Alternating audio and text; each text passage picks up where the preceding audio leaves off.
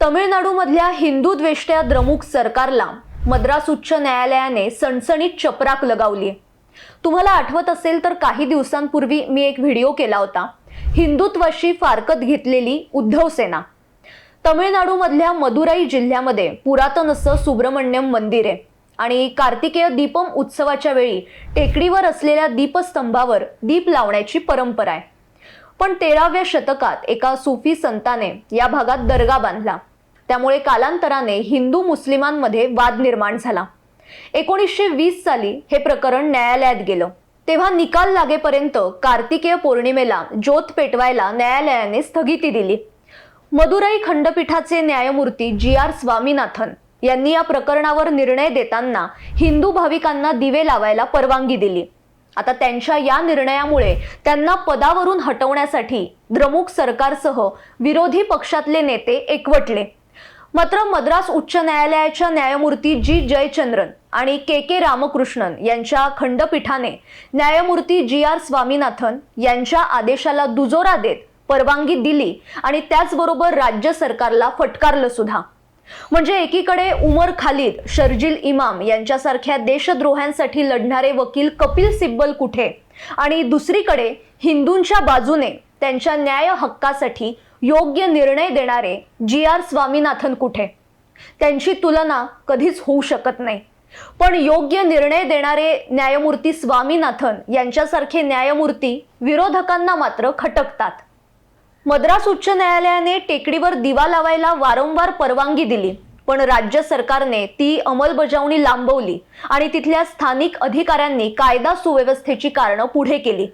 शतकानुशतकं जुन्या विधीच्या पुनर्स्थापनेसाठी न्यायालय आदेश देते, पण डीएमके सरकारने तात्काळ अंमलबजावणी का केली नाही? एक दिवा लावल्याने सामुदायिक शांतता बिघडेल किंवा रस्त्यावर रक्त सांडेल असा दावा कसा काय केला जाऊ शकतो? हिंदुत्वाचा विरोध करताना द्रमुक सरकार हिंदूंच्या धार्मिक परंपरा संपवायला निघालेत। तमिळनाडूमधलं राजकारण पाहिलं तर द्रमुक सरकार आणि त्यांचे समर्थक हे कायमच हिंदूंच्या परंपरांकडे संशयाने पाहत आलेत आणि कायमच टीका करत आलेत। म्हणजे संघाच्या संचलनाला विरोध, हिंदू सण उत्सवांवर निर्बंध किंवा मंदिरांवरचं सरकारी नियंत्रण, देवस्थानच्या निधीचा गैरवापर ही द्रमुक सरकारच्या राजकारणाची काही ठळक उदाहरणं आहेत। म्हणजे त्यांच्या लेखी दीप, पूजा, यात्रा, उत्सव, अभिषेक या सगळ्याच गोष्टी या अंधश्रद्धा, मागासलेपण आणि सामाजिक तणाव निर्माण करणाऱ्या आहेत। डीएमके खासदार ए. राजा यांनी सनातन धर्माची तुलना कुष्ठरोगी आणि HIV करत हिंदूंना मूर्ख म्हटलं। इतकंच नाही तर तामिळनाडूचे मुख्यमंत्री स्टॅलिन यांचा मुलगा उदयनिधी स्टॅलिन यांनी सनातन धर्माची तुलना डेंग्यू आणि मलेरियाशी करत सनातन धर्माच्या उच्चाटनाची भाषा केली। द्रमुक सरकार स्वतःला पेरियारवादी म्हणजे नास्तिक परंपरेचा वारसदार असं म्हणवतो। नास्तिकता हा वैयक्तिक विचार असू शकतो, त्याबद्दल दुमत नाही।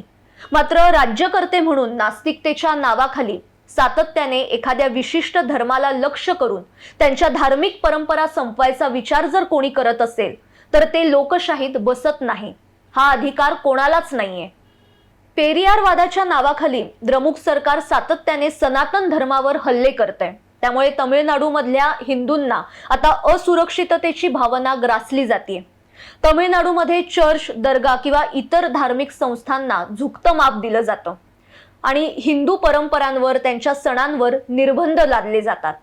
जेव्हा जेव्हा तमिळनाडूमधल्या राज्य सरकारने हिंदू विधी कमकुवत करण्याचा प्रयत्न केला तेव्हा तेव्हा न्यायालयाने कायद्याचं पालन करत हिंदूंना धर्मनिरपेक्ष पद्धतीने विधी करण्याची परवानगी दिली।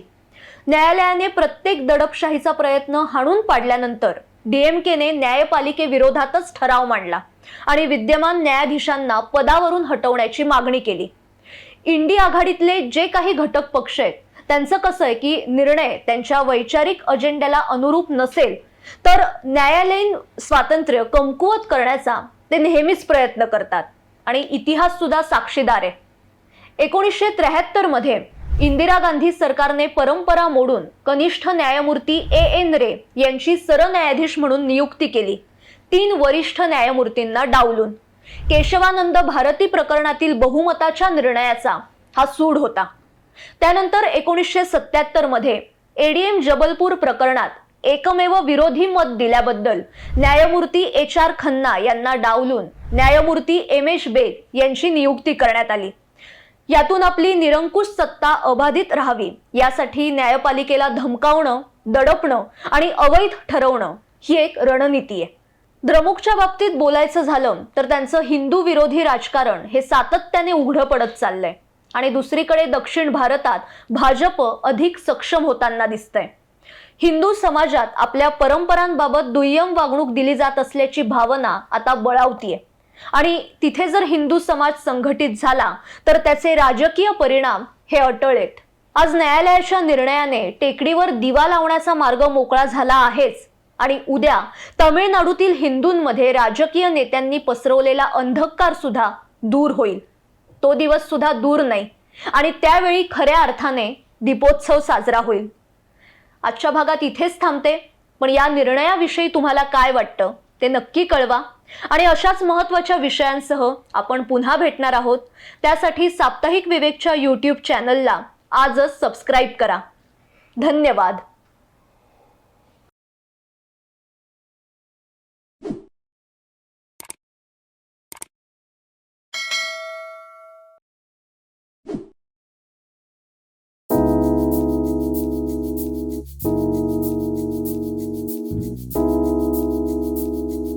Thank you.